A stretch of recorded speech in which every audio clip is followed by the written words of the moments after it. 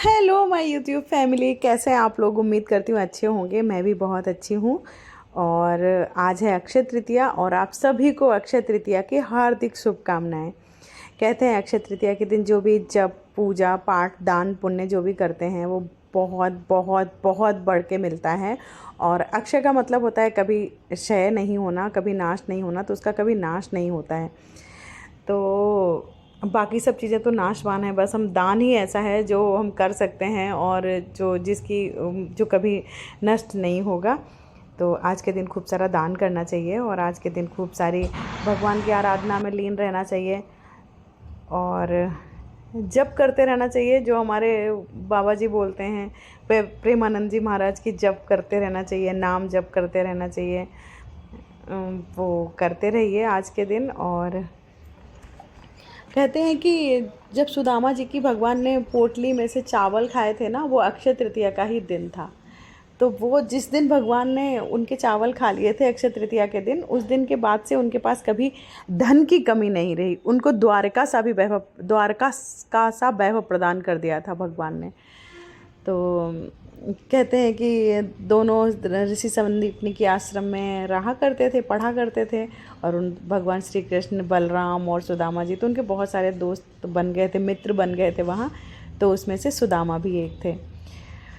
तो जब वो लोग अपने अपने शहर जाने लगे तो भगवान ने कहा कि अगर कभी किसी चीज़ की ज़रूरत हो तो ज़रूर आना। और हमारी दोस्ती यहीं तक नहीं है, हमारी जो मित्रता है वो जीवन भर के लिए है। तो ये बातें जब, और सुदामा जी बहुत गरीब हो गए और ये भगवान श्री कृष्ण तो द्वारिकाधीश बन ही गए थे।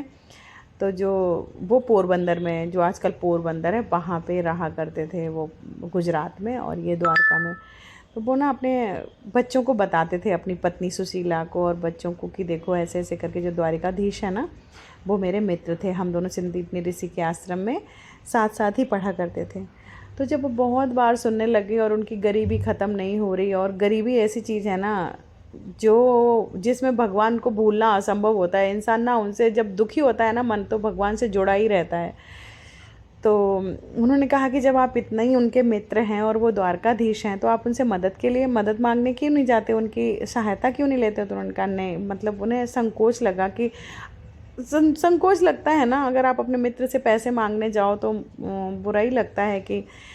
तो बोला कि नहीं, मैं पैसे मांगने के लिए नहीं जाऊँ। उन्होंने कहा अपने लिए नहीं, अपने बच्चों के लिए जाओ, वो हमारी जिम्मेदारी है और हम उनसे नहीं मांगेंगे तो किससे मांगेंगे।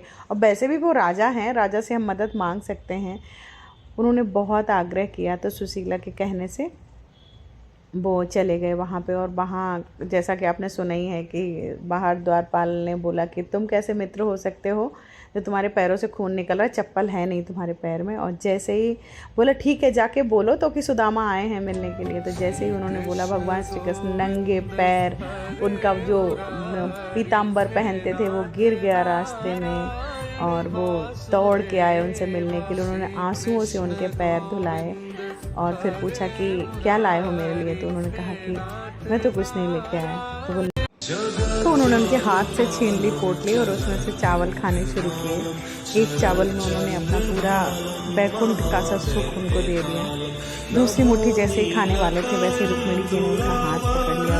प्रभु हमारे लिए भी कुछ छोड़ दो, और भी संसार है, सबको पालना है। तो ऐसे करके उनसे बचा लिया। बोलते हैं सुदामा जी जब वापस आए तो वो अपने घर का जो वैभव था वो द्वारका का सा देख के दंग रह गए और उन्हें पहचान नहीं पाए अपनी पत्नी को भी। तो भगवान करे ऐसी ही सुख समृद्धि हमारे घरों में भी आए और हम भी ऐसे ही हमेशा देखो, ऐसे नहीं कहना चाहिए कि पैसों के बिना कोई सुखी रह सकता, नहीं रह सकते भाई, पैसे तो चाहिए ही हैं। मैंने रिसेंटली हॉस्पिटल में लोगों को पैसे ना होने की वजह से मरते हुए देखा है, हॉस्पिटल से निकलते हुए देखा है। तो पैसे